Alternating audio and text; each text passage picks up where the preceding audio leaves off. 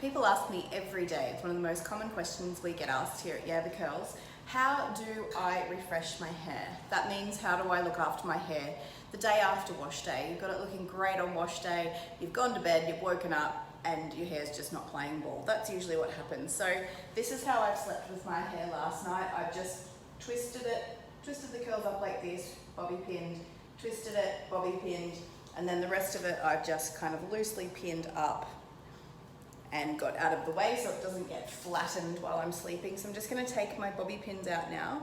The first thing that I would recommend for refresh, let your hair settle. So take it out of however you've slept, take it out of your buff, take it out of your silky cap, take it out of your pineapple, however you've been wearing it. This is kind of like a cross between a Medusa clip and a pineapple I've done. Just take your hair out, flip your head over, give it a really good shake at the roots, just with your tops of your fingertips, so we're not matting the hair, just with the tops of your fingertips, and just give it a good shake. Now, the best thing you can do at this point is leave it for 10 minutes to settle down. I actually love my hair like this, but it's got a few messy little curls through the back, so generally speaking, the back of my hair needs a bit of refreshing work. The front of my hair, this is day 2, generally not too bad. Day 3, it's not so great at all. But you can see I've got a couple of little flat bits, a couple of little stringy bits.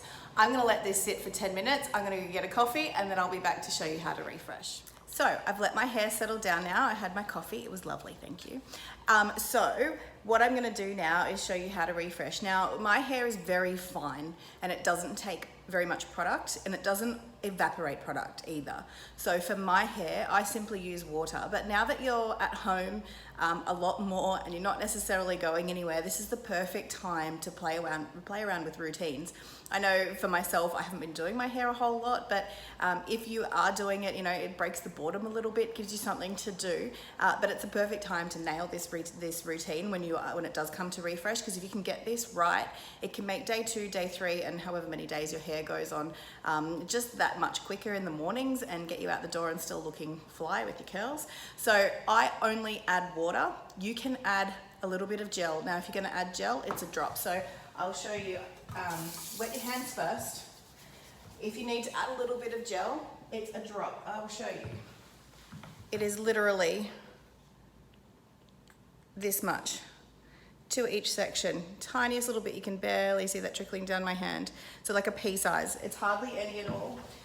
You could do a combo of both gel and moisture. Play around, see what your hair needs. Some hair might just need moisture and the gel will reactivate.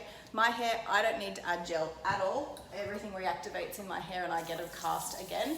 I'm gonna rinse this gel off. So it's a matter of simply just wetting your hands and going over the pieces of your hair that aren't looking amazing. So my curls aren't too bad. I'm just going to put a little bit of moisture over the canopy of my hair.